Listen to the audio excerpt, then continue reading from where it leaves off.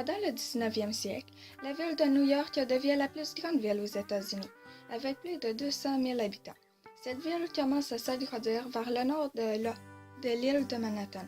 Alors les habitants, qui n'ont que très peu d'espace vert, réclament la construction d'un parc. Donc, en 1853, l'État décide de construire ce parc pour un coût de plus de 5 millions de dollars. Il fut fondé en 1857 et il s'étend de la 59e à la 110e rue, entre la 5e et la 8e avenue. L'immense parc au cœur de Manhattan a été prénommé Central Park.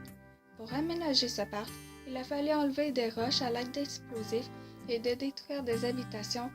Pour faire cela, il a fallu près de 200 000 personnes et ils ont planté environ 700 000 arbres. Cet aménagement a duré environ 19 ans, mais vous y trouverez toujours des parties sauvages. Depuis, Central Park accueille plus de 35 millions de visiteurs par année. C'est devenu le poumon vert de Manhattan. Dans Central Park, il y a plusieurs activités comme Jacqueline Canadian Aziz Reservoir, qui est un endroit très fréquenté par les coureurs. Le tour du réservoir fait environ 2,5 km. Ship Meadow, qui est l'endroit par excellence pour se reposer. Tavern on the Green est un restaurant réputé dans les parties ouest de Central Park. Leur menu propose des repas locaux et saisonniers. Belvedere Castle a été construit au sommet du Vista Rock, un rocher historique qui existe depuis plus de 450 millions d'années. Shakespeare Garden, qui est le jardin qui a été inspiré des œuvres de Shakespeare. Il y a 5 cascades cachées dont l'eau qui coule est potable.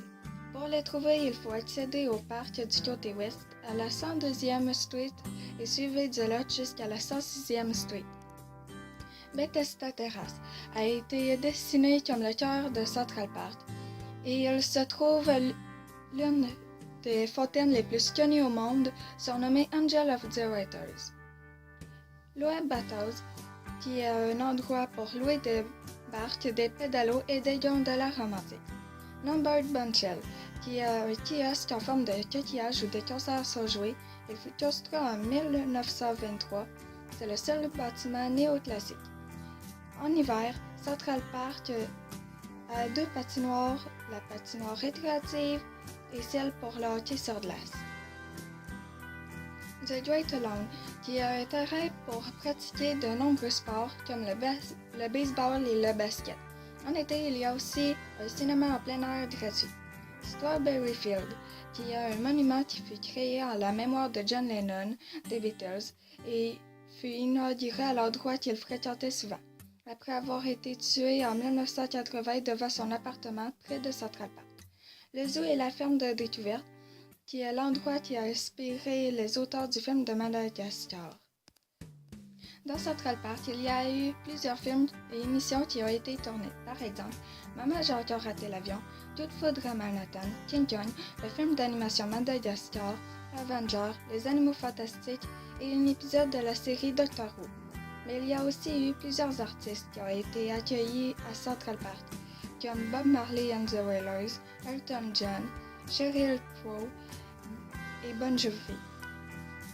Mais il y a surtout eu les jeux vidéo qui se sont inspirés de Central Park, comme GTA 3, où Central Park est renommé Belleville Park, GTA 4, où Central Park se nomme Meadows Park, et Spider-Man 2. En effet, Central Park est rempli d'histoires et il porte une grande inspiration aux plus grands auteurs, tant que pour les livres, les jeux vidéo, les 250 films qui ont été tournés que pour les séries télévisées.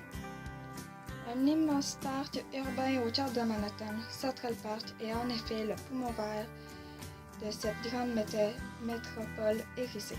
Il a donné l'inspiration à bien des jeunes, mais pensez-vous qu'il va encore inspirer le créateur du prochain jeu de GTA pour donner un vaste espace vert au cœur de leur ville virtuelle?